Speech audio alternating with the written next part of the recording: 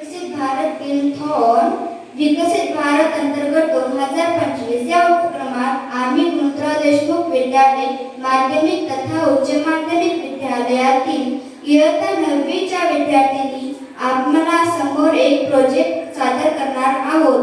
संघाचे नाव active girls. सहभागातील विद्यार्थ्यांनी आहोत कुमारी सोनाक्षी दीपक देले, कुमारी श्वेता गजानन राठोड, कुमारी संदीप आडे, कुमारी पूनम संदीप आडे, कुमारी प्रतीक्षा दिनेश चव्हाण, कुमारी समीक्षा रामदास मोडक.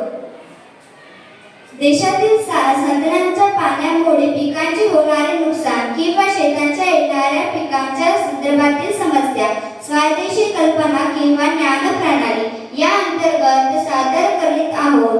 काही लवणाच्या जमिनी पावसाने साचणारे पाणी गेल्यानंतर 8 ते 10 दिवस पाणी साचून राहते.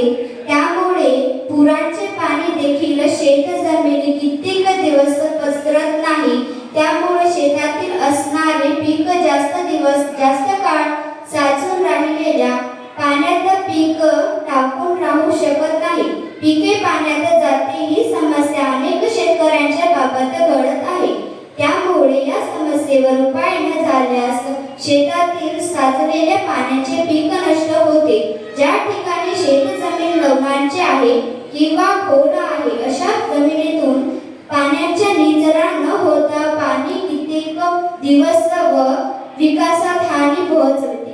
या समस्येवर उपाय म्हणून शेतजमिनीतून पावसाच्या निचरा करण्यासाठी स्टार प्रोजेक्ट एक मॉडेल तयार केले आहे. या प्रकल्पनातून आपणास शेतजमीन स्टारच्या आकाराचे साधारण 8 ते 10 फूट खोल 5 ते 6 फूट रुंदीचे नाले खोदायचे आहे. यापैकी एक नाला आपण या शेताजवळच्या नदी किंवा ओढ्यापर्यंत खोदून न्यायचा आहे.